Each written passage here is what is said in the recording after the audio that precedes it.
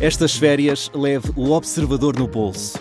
Na praia, no campo ou entre viagens, acompanhe toda a atualidade sem limites.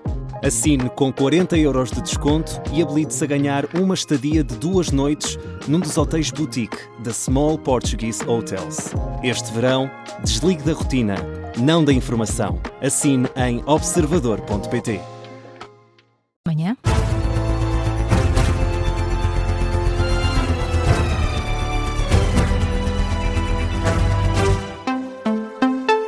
As notícias com Carla Jorge de Carvalho. O deputado do PSD, António Rodrigues, acusa André Ventura de estar a tentar denegrir a imagem do Ministro da Administração Interna a todo o custo. Em causa as declarações de ontem do Presidente do Chega sobre a Operação Influencer. André Ventura sugeriu que pode ter sido Luís Neves quem enviou a PN com dados de espiões que foi encontrada no gabinete de Vítor Scária ao então Primeiro-Ministro, António Costa. O líder do Chega não apresentou provas, mas em entrevista ao canal Now deixou esta sugestão de que Luís Neves, enquanto diretor da PJ, interferiu diretamente na Operação Influencer e que foi por isso que a Judiciária foi afastada do caso. Esta manhã, no Explicador, o deputado do PSD e ex-membro do Conselho de Fiscalização das Secretas, António Rodrigues, condena estas declarações de Ventura, acusa o Chega de estar apenas a montar uma campanha com o objetivo de minar a imagem do Ministro da Administração Interna, isto só para Ventura manter-se relevante mediaticamente. Está a ocupar o espaço público apenas e só. Já nos habituou a fazer isso todos os verões. Quando a atividade política diminui, e neste caso ainda mais grave, porque lança anátemas relativamente a alguém que exerceu funções de respeito institucional durante um determinado período e hoje é membro do governo, está a alimentar uma campanha que está a agir contra esse mesmo membro do governo, na época, diretor nacional da Polícia Judiciária, e apenas e só para manter isto alimentado, para poder dizer que se fala do Chega, que se fala de André Ventura e que se fala de algo que eu estou convicto que a opinião pública também acha que não aconteceu. O social-democrata António Rodrigues a condenar as declarações do líder do Chega de ontem ao canal Now sobre Luís Neves e a Operação Influencer. O Explicador que fica, entretanto, disponível em podcast. Seguimos com uma notícia Observador. O Tribunal de Contas perdoou uma série de infrações financeiras a Luís Neves quando era diretor nacional da Polícia Judiciária. A auditoria feita em 2023 revela várias irregularidades. Em causa estão, sobretudo, contratos para a compra de combustíveis e viagens. O Tribunal de Contas concluiu que estes contratos não respeitaram as regras de contratação pública. Foram ainda levantadas dúvidas em relação a situações consideradas irregulares, detectadas, por exemplo, na utilização do cartão de crédito ou na atribuição de telemóveis. De acordo com o relatório da auditoria a que o Observador teve acesso, o veredicto sobre as contas da PJ foi favorável com reservas, ou seja, o Tribunal de Contas aprovou a gestão financeira, mas com reparos e recomendações. Luís Neves foi perdoado com base num mecanismo previsto na lei e que pode ser utilizado mediante 3 condições, como explica o jornalista João Paulo Godinho. É quando há negligência, quando nunca tinha havido uma recomendação anterior e quando se trata da primeira falha, por assim dizer, do visado. Em suma se não havia uma falha prévia, nós deixamos passar esta à primeira. É um pouco esse o espírito da lei. E com isso, tendo em conta que esta também foi, se não me engano, a primeira auditoria do Tribunal de Contas e até de um órgão de controle sobre a PJ, pelo menos durante o mandato de Luís Neves, estava sempre salvaguardado desse ponto de vista. Porque ele não tinha sido ainda fiscalizado, digamos assim, por esta entidade. Nos argumentos eles próprios invocam isso, que era a primeira vez que a sua conduta estava a ser questionada e que só isso já atestava a sua boa-fé e a sua probidade e o seu rigor na gestão. As explicações do jornalista João Paulo Godinho na História do Dia estão também incluídas nas irregularidades financeiras as verbas pagas à Constru Barcelos, do empreiteiro amigo de Luís Neves. O Tribunal de Contas não sanciona Luís Neves, mas formalizou uma série de recomendações. Sugere, por exemplo, uma revisão das normas e procedimentos internos na Judiciária. Esta é a notícia que faz manchete a esta hora no site do Observador. Destaque agora para a crise migratória. Em Ceuta, o LIVRE enviou uma carta ao Primeiro-Ministro a formalizar o pedido para que Portugal não organize o Mundial de Futebol de 2030 com Marrocos. O LIVRE volta a pedir a oposição do governo português à manutenção de Marrocos como país parceiro para a organização do Campeonato do Mundo. O partido repete o que tinha dito ontem o porta-voz, Jorge Pinto, escreve nesta carta que Marrocos não tem condições de segurança nem de cooperação leal para manter-se nesta co-organização. De resto, os partidos com assento parlamentar continuam a dividir-se sobre o tema. Ontem o PSD criticou a política do PS para a imigração, diz que está agora a corrigir esses erros. Na análise, o editor adjunto de política do Observador, Miguel Santos Carrapatoso, considera que este tipo de discurso não contribui para um debate que é essencial para Portugal.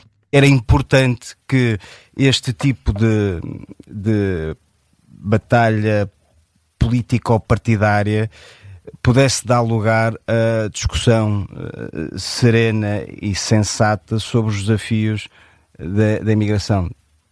Toda a gente consegue compreender que precisamos de imigrantes, toda a gente percebe ou compreenderá que não podemos recebê-los nas condições em que, em muitos casos, os temos recebido. E, portanto, este tipo de quer aquilo que o Partido Socialista fez ao longo de toda a discussão sobre política de imigração, acusando o Governo sistematicamente de estar refém da extrema-direita, quer este tipo de publicações por parte de grandes destacados dirigentes do PSD, não contribuem para esse debate que deveria ser um bocadinho mais elevado.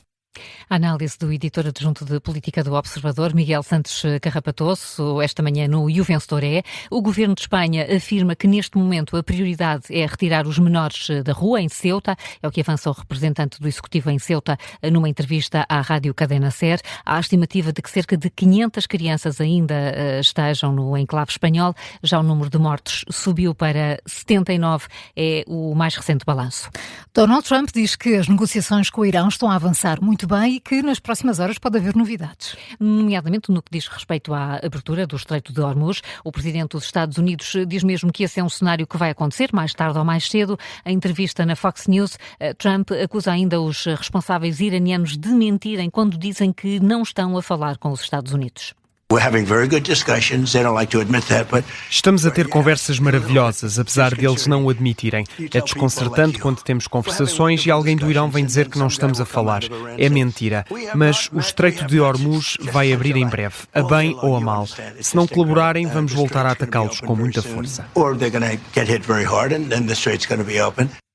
Entretanto, nas últimas horas, o Comando Central norte-americano afirma que a passagem sul pelo Estreito de Hormuz continua aberta à navegação comercial. A Teherão tem mantido a tese de que a navegação em Hormuz está fechada a embarcações inimigas.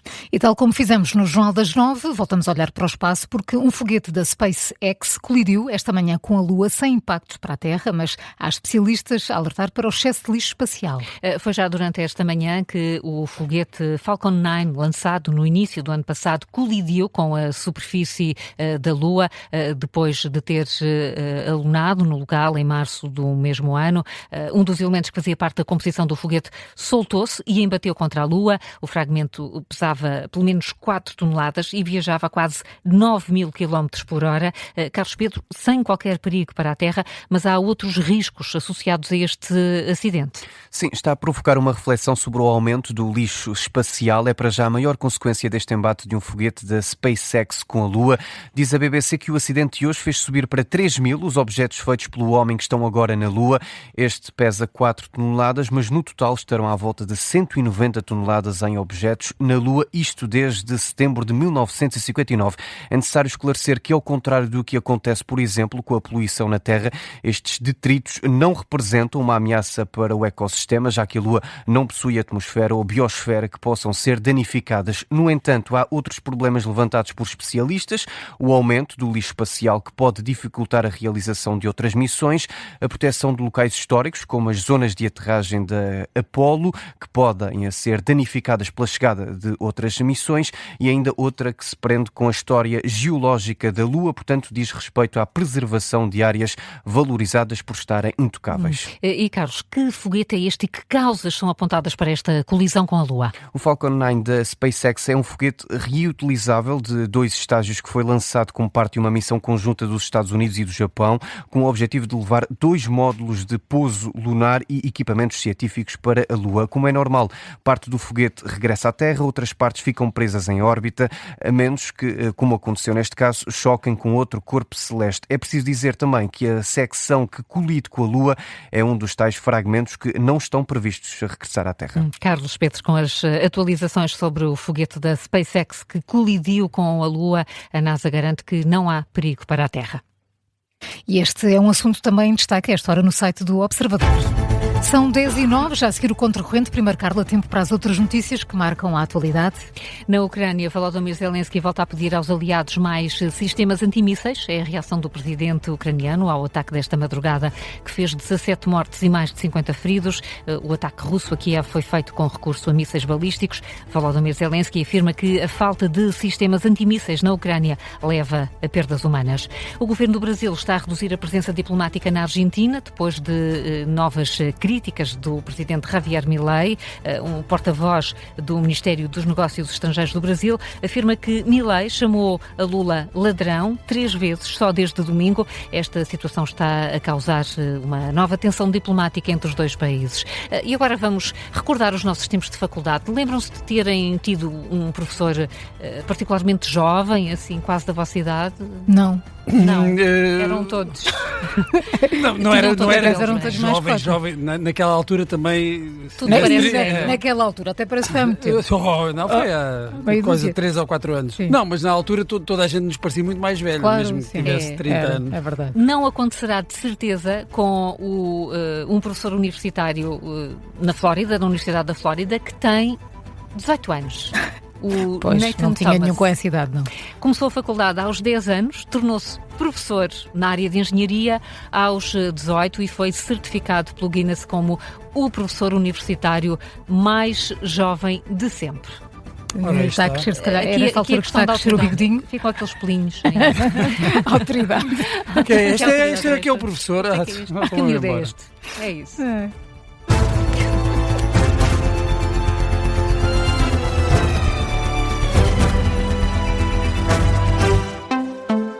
Este programa tem o apoio de BetClick.